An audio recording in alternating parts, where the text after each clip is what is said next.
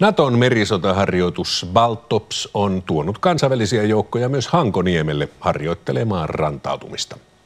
Yli 600 sotilasta 6 maasta on mukana kolmipäiväisessä harjoituksessa. Nato harjoittelee nyt ensimmäistä kertaa Suomen rannikko-oloissa.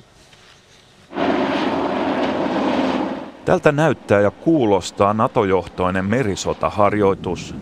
Ilmassa pörräävät helikopterit, metsissä harjoittelevat Yhdysvaltain merijalkaväen sotilaat. Hangon edustalla on keskiviikkoon saakka 3 suurta sotalaivaa, muun muassa USA:n Carter Hall, jonka kyydissä on kymmenkunta helikopteria. Tätä on Suomen ja NATO-kumppanapäivänä. Suomessa järjestetään NATO-harjoitus, jossa harjoitellaan maihin nousua Suomen rannikolle. Uudenmaan prikaatin rannikkojääkäreille kuitenkin hollantilainen Johan de Witt on tärkeämpi. Suomalaiset ja ruotsalaiset yöpyvät aluksessa ja lähtevät harjoituksiin sieltä käsin. Toi iso sotalaiva, toi Johan de Witt, niin siellä on vähän eri meininki kuin tuolla meidän pikku jehuista jurmoissa. Suomi on osallistunut kymmeniä kertoja Baltopsiin. Uutta on se, että NATO-joukot harjoittelevat Suomen vaikeissa rannikko-olosuhteissa. Naton merivoimien koventaja kiittelee mahdollisuutta harjoitella Suomessa.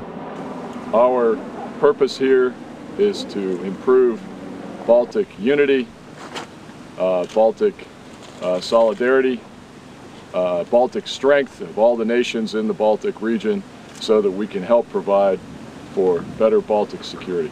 Nyt sitten pääsimme harjoittelemaan sitä omalla maaperällä, mikä on pelkästään hyvä asia. Se on kustannustehokasta ja harjoittelemme Suomen puolustamista. Kyllä tämä on paras mahdollinen harjoitustilanne ainakin suomalaisten kannalta. Venäjä on ottanut osaa Baltops-harjoituksiin.